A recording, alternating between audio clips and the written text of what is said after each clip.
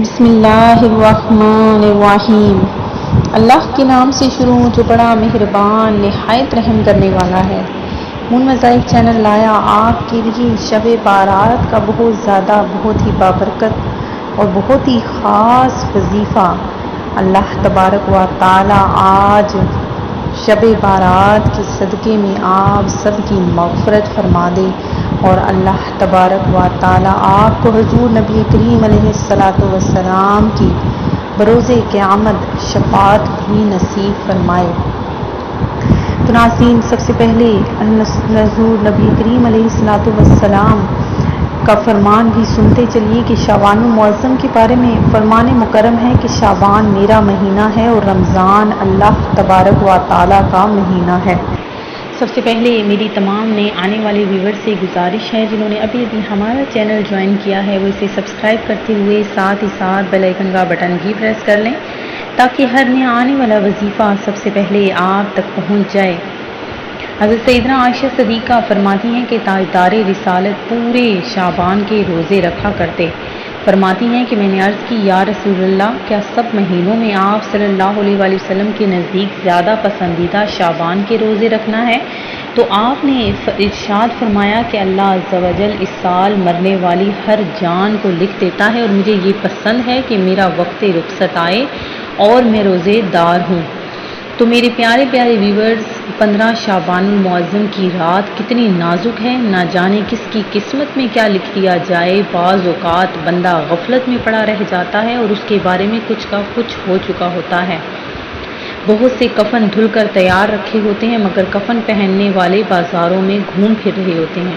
کافی لوگ ایسے ہوتے ہیں کہ ان کی قبریں کھدی ہوئی تیار ہوتی ہیں مگر ان میں دفن ہونے والے خوشیوں میں مست ہوتے ہیں۔ بعض لوگ ہنس رہے ہوتے ہیں حالانکہ ان کی موت کا وقت قریب آ چکا ہوتا ہے۔ کئی مکانات کی تعمیرات کا کام پورا ہو گیا ہوتا ہے مگر ساتھ ہی ان کے مالکان کی زندگی کا وقت بھی پورا ہو چکا ہوتا ہے۔ شب بارات بےحد اہم رات ہے، کسی صورت بھی اسے غفلت میں نہ گزارا جائے۔ اس رات خصوصیت کے ساتھ رحمتوں کی چھما چھم برسات ہوتی ہے۔ اس مبارک شب میں اللہ تبارک و تعالی بنی کلب کی بکریوں کے بالوں سے بھی زیادہ لوگوں کو جہنم سے آزاد فرماتا ہے۔ کتابوں میں لکھا ہے کہ قبیلہ بنی کلب قبائل عرب میں سب سے زیادہ بکریاں پالتے تھے۔ کچھ بد نصیب ایسے بھی ہیں کہ جن پر اس شب بارات یعنی چھٹکارا پانے کی رات بھی بخشے نہ جانے کی وعید ہے۔ حضرت سیدنا امام بہقی شافعی رحمۃ اللہ علیہ فرماتے ہیں کہ رسول کریم صلی اللہ علیہ وسلم کا فرمان عبرت نشان ہے کہ 6 آدمیوں کی اس رات بھی بخشش نہیں ہوگی۔ نمبر 1 شراب کا عادی، نمبر 2 ماں باپ کا نافرمان، زنا کا عادی، قطع تعلق کرنے والا، تصویر بنانے والا اور چغل خور۔ اس طرح کاہن، جادوگر، تکبر کے ساتھ پاجامہ یا تہبند ٹخنوں کے نیچے لٹکانے والے اور کسی مسلمان سے بغض و کینہ رکھنے والے پر بھی اس رات مغفرت کی سعادت سے محرومی کی وعید ہے۔ چنانچہ تمام مسلمانوں کو چاہیے کہ گناہوں میں سے اگر معاذ اللہ کسی گناہ میں ملوث ہوں تو وہ بالخصوص اس گناہ سے اور بالعموم اس ہر گناہ سے شب بارات کے آنے سے پہلے بلکہ آج اور ابھی سچی توبہ کر لیں، اور اگر کسی بندے کی حق تلفی کی ہے تو توبہ کے ساتھ ساتھ ان کی معافی تلافی کی ترکیب بھی فرما لیجیے۔ حضرت سیدنا علی مرتضیٰ شیر کرم اللہ وجہ الکریم سے مروی ہے کہ نبی کریم علیہ السلام کا فرمان عظیم ہے کہ جب 15 شعبان کی رات آئے تو اس میں قیام کریں اور دن میں روزہ رکھیں۔ بے شک اللہ عز و جل غروب آفتاب سے آسمان دنیا پر خاص تجلی فرماتا ہے اور کہتا ہے کوئی مجھ سے مغفرت طلب کرنے والا کہ اسے بخش دوں، ہے کوئی روزی طلب کرنے والا کہ اسے روزی دوں، ہے کوئی مصیبت زدہ کہ اسے عافیت عطا کروں، ہے کوئی ایسا یہ اس وقت تک فرماتا ہے کہ فجر طلوع ہو جاتے ہیں۔ شب بارات میں اعمال نامے تبدیل ہوتے ہیں، لہٰذا ممکن ہو تو 14 شعبان المعظم کو بھی روزہ رکھ لیا جائے تاکہ اعمال نامے کی آخری دن بھی روزہ ہو۔ 14 شعبان کو عصر کی نماز باجماعت پڑھ کر وہیں نفلی اعتکاف کر لیا جائے اور نماز مغرب کے انتظار کی نیت سے مسجد ہی میں ٹھہرا جائے۔ تو ناظرین، آج میں آپ کو مغرب کے بعد کی 6 نوافل بھی بتاؤں گی جو آپ نے لازمی پڑھنے ہیں۔ اس کے علاوہ سال بھر جادو سے حفاظت کے بھی آپ نے جو میں آپ کو طریقہ بتاؤں گی وہ بھی آپ نے ضرور کرنا ہے۔ اگر اس رات یعنی شب بارات 7 بیری کے پتے یعنی بیر کے درخت کے آپ نے 7 پتے لینے ہیں، اس کو پانی میں جوش دے کر یعنی جب پانی نہانے کے قابل ہو جائے تو غسل کرنا چاہیے۔ انشاءاللہ عز و جل تمام سال جادو کے اثر سے محفوظ رہیں گے۔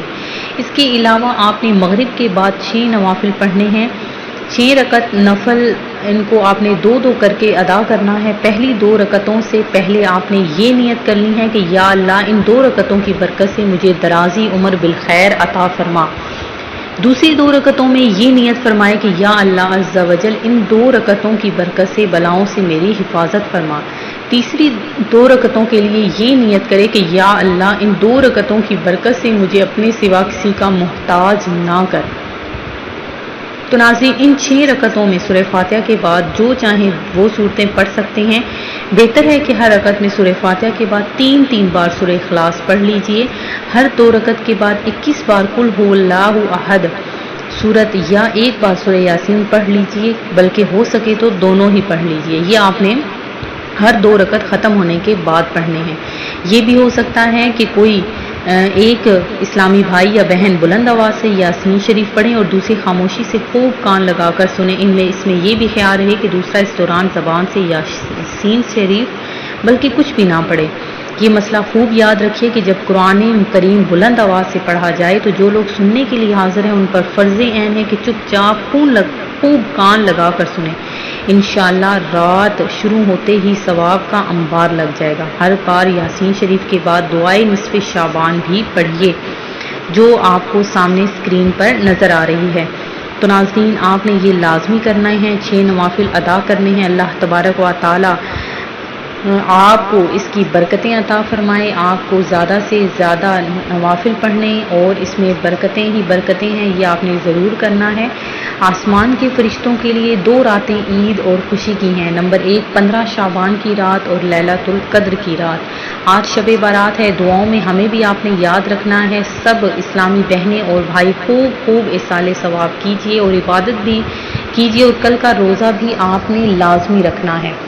تو ناظرین میری آپ سب سے گزارش ہے کہ آپ نے یہ لازمی عمل کرنا ہے۔ تو ناظرین اس کے علاوہ آپ نے سورہ دخان پڑھنا بھی، سورہ دخان جو قرآن پاک کی صورت ہے اس کو بھی شب بارات میں پڑھنا بہت مستحب ہے۔ حضرت سیدنا ابو ہریرہ فرماتے ہیں کہ رسول اللہ صلی اللہ علیہ وسلم نے فرمایا کہ جو رات میں حامیم الدخان کی تلاوت کرے گا تو وہ صبح اس حال میں کرے گا کہ 70,000 فرشتے اس کے لیے دعائے مغفرت فرمائیں گے۔ تو ناظرین آپ نے دعائے نصف شعبان بھی پڑھنا ہے، مغرب کے بعد 6 نوافل بھی ادا کرنے ہیں۔ اس کے علاوہ 14 رکعت نفل پڑھنے کی بھی بہت زیادہ فضیلت ہے کہ رسول اللہ صلی اللہ علیہ وسلم شب بارات میں 1 مرتبہ کھڑے ہوئے اور آپ صلی اللہ علیہ وسلم نے 14 رکعت نفل نماز ادا فرمائی۔ نماز سے فارغ ہونے کے بعد بیٹھ گئے، پھر آپ نے 14 مرتبہ سورہ فاتحہ، 14 مرتبہ سورہ اخلاص، 14 مرتبہ سورہ فلق، 14 مرتبہ سورہ ناس اور 14 مرتبہ آپ نے 14 مرتبہ سورہ ناس اور 1 بار آیت الکرسی پڑھتے اور یہ آیت مبارکہ لقد جاءکم رسول من انفسکم آخر تک پڑھتے۔ جب آپ صلی اللہ علیہ وسلم نماز سے فارغ ہوئے تو آپ صلی اللہ علیہ وسلم کو جو کچھ کرتے دیکھا تھا اس کے بارے میں پوچھا۔ آپ صلی اللہ علیہ وسلم نے ارشاد فرمایا جو اس طرح عمل کرے گا جو تم نے دیکھا تو اس کے لیے 20 مقبول حج اور 20 سال کے مقبول روزوں کا ثواب ہوگا، اور اگر اس دن کی صبح وہ روزے کی حالت میں ہو تو اس کے لیے 2 سال کے روزوں کا ثواب ہے، 1 گزشتہ سال کے اور 1 آئندہ سال کے۔ تو ناظرین یہ 14 رکعت نفل آپ نے بھی لازمی ادا کرنے ہیں، اکٹھا ان کو پڑھ لیں تو زیادہ بہتر ہے۔ 14 مرتبہ آپ نے سورہ فاتحہ، 14 مرتبہ سورہ اخلاص، 14 مرتبہ سورہ فلق، 14 مرتبہ سورہ ناس اور 1 بار آیت الکرسی، اور آپ نے یہ آیت مبارکہ پڑھنی ہے۔ تو ناظرین یہ آپ نے نماز سے فارغ ہونے کے بعد ادا کرنی ہے۔ میں امید کرتی ہوں کہ ہمارا آج کا یہ عمل آپ کو پسند آیا ہوگا۔ اسی طرح سے مزید وظائف حاصل کرنے کے لیے ہمارا چینل نون وظائف کو دیکھتے رہیے۔ اپنا خیال رکھیے گا، آج کی رات ہمیں بھی دعاؤں میں یاد رکھیے گا۔ اللہ حافظ۔